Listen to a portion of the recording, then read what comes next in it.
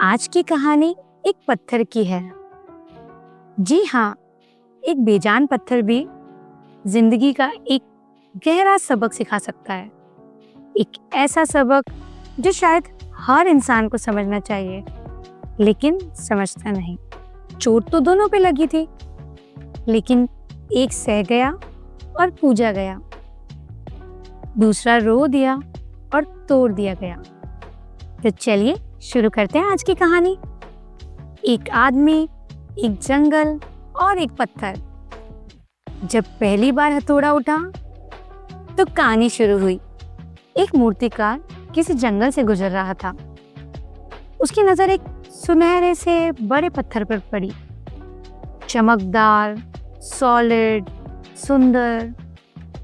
उसने सोचा, इससे मैं एक अद्भुत मूर्ति बनाऊंगा, शायद भगवान की। जैसे ही उसने अपने औजार निकाले और पहली चोट उस पत्थर पर मारी, अचानक पत्थर चीख पड़ा, मत मारो, मुझे मत तोड़ो, मुझे वैसे ही रहने दो। मूर्तिकार एक पल के लिए चौंक गया। उसने हथौड़ी नीचे रख दी। कहने लगा, अगर तुझे दर्द है तो ठीक है, मैं तुझे नहीं छेड़ता। मूर्तिकार थोड़ा दयालु था।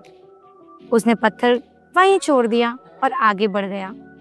अब कुछ दूर जाने पर उसे एक और पत्थर मिला, पर वो शांत और चुप था। इस बार मूर्तिकार ने बिना रुके उस पर चोट करना शुरू किया। ना कोई चीख, ना कोई विरोध। धीरे धीरे उसी पत्थर से एक आकर्षक भगवान की मूर्ति उभर आई। शांत चेहरा, दिव्य मुस्कान और तेजस्वी रूप। वो मूर्ति इतनी सुंदर और भारी थी कि मूर्तिकार ने सोचा, इसे तो अकेले ले नहीं जा सकता। गांव जाकर कुछ लोगों की मदद लेता हूँ। वो मूर्ति को जंगल में छोड़ गांव की ओर चल दिया। गांव पहुंचा तो वहां पहले से ही लोग मंदिर के लिए मूर्ति की तलाश में थे। सब ने मूर्तिकार से कहा, हमें भगवान की मूर्ति चाहिए। मूर्तिकार मुस्कुराया और बोला, मूर्ति तो तैयार है, बस मेरे साथ जंगल चलो।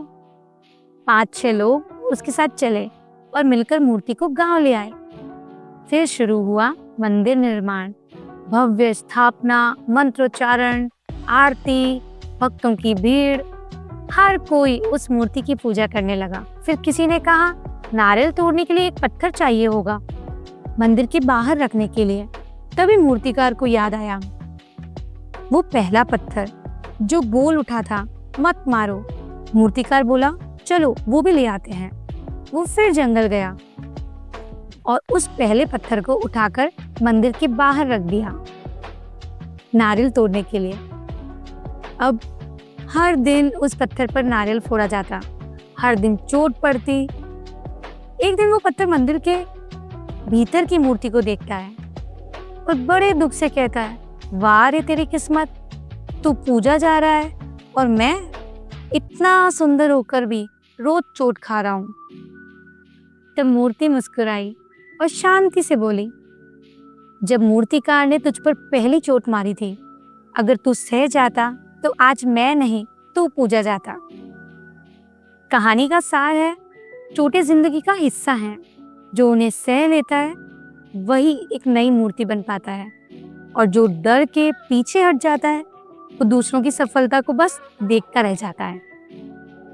तो मेहनत करो, मन लगा के अपना काम करो, ईश्वर को याद करो।